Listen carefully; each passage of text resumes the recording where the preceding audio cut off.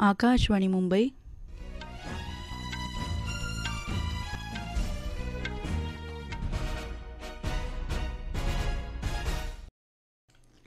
दर्शना जोगदनकर राष्ट्रीय बातम्या देत आहे. ठळक बातम्या.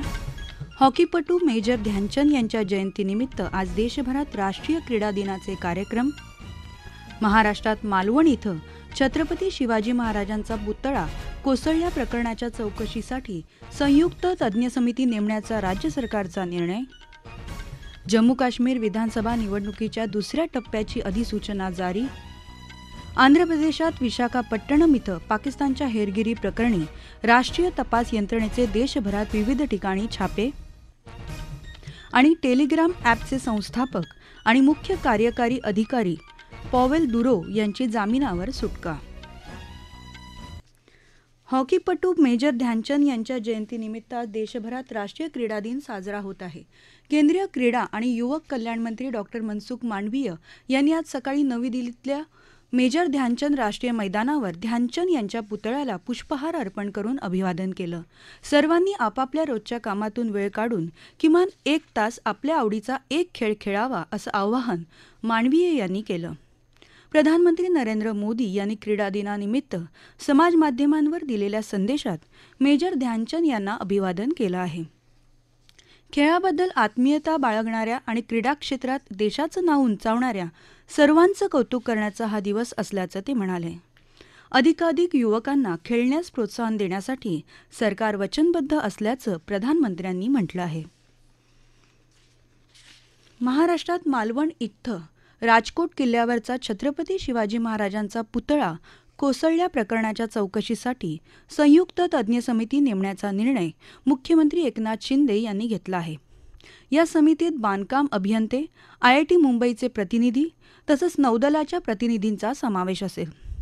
याखेरीज राजकोटमध्ये छत्रपती शिवाजी महाराजांचा भव्य पुतळा नव्याने उभारण्यासाठी देशातले नामवंत शिल्पकार, अभियंते, तज्ज्ञ आणि नौदलाचे प्रतिनिधी यांची तज्ज्ञ समिती नेमण्याचे आदेश मुख्यमंत्र्यांनी सार्वजनिक बांधकाम विभागाला दिले आहेत.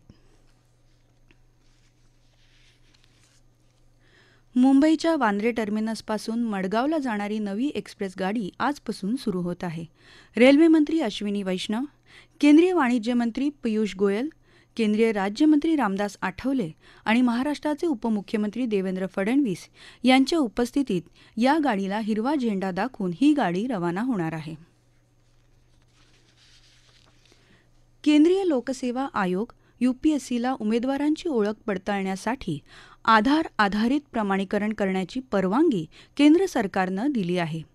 परीक्षेसाठी नोंदणी करताना तसंच परीक्षेच्या विविध टप्प्यावर आयोगाला हे प्रमाणीकरण करता येईल.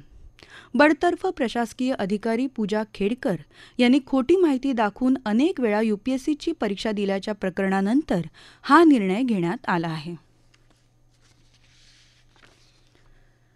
केंद्रीय लोकसेवा आयोगातर्फे येत्या 1 सप्टेंबरला CDS म्हणजेच संयुक्त संरक्षण सेवा परीक्षा आयोजित करण्यात आली असून ही परीक्षा सकाळी 9 ते 11, दुपारी 12 ते 2 आणि 3 ते 5 या वेळेत घेण्यात येईल. तर NDA परीक्षा सकाळी 10 ते 12:30 आणि दुपारी 2 ते 4:30 या वेळेत घेण्यात येईल.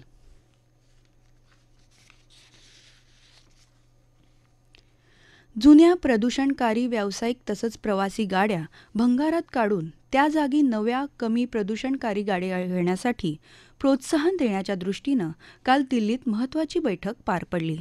भारत मंडपम इथं काल झालेल्या बैठकीत रस्ते वाहतूक आणि महामार्ग मंत्री नितीन गडकरी यांनी भारतीय स्वयंचलित वाहन निर्माता सोसायटीच्या मुख्य कार्यकारी अधिकाऱ्यांच्या शिष्टमंडळांशी संवाद साधला.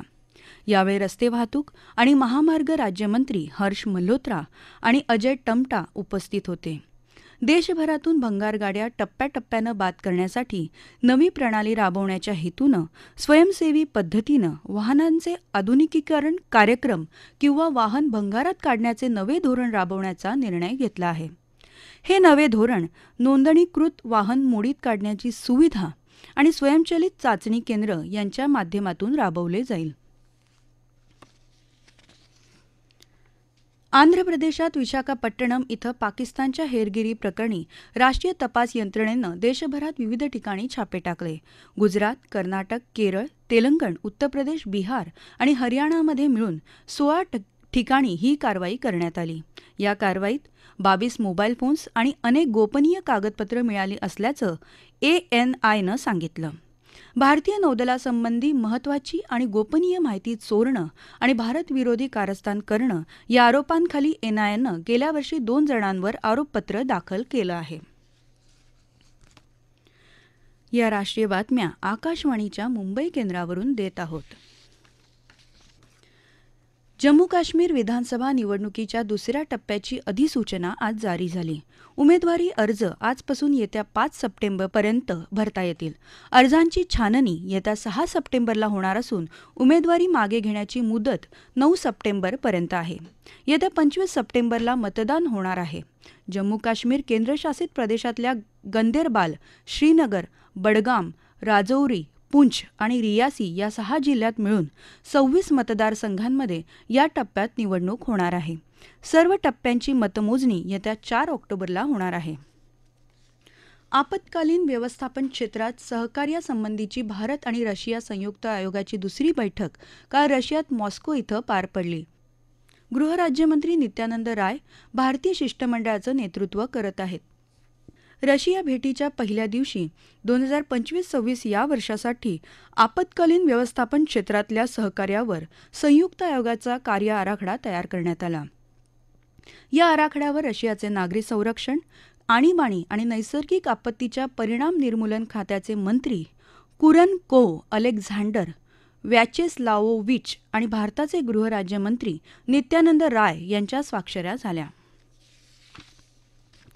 अमेरिकन खुल्या ग्रँडस्लॅम टेनिस स्पर्धेत नोवाक जोकोविचनं तिसऱ्या फेरीत प्रवेश केला आहे. आर्थर ॲशे स्टेडियमवर झालेल्या या सामन्यात त्यानं त्याच्याच देशाचा म्हणजेच सर्बियाच्या लास्लो जेरेचाचा 6-4, 6-4, 2-0नं पराभव केला.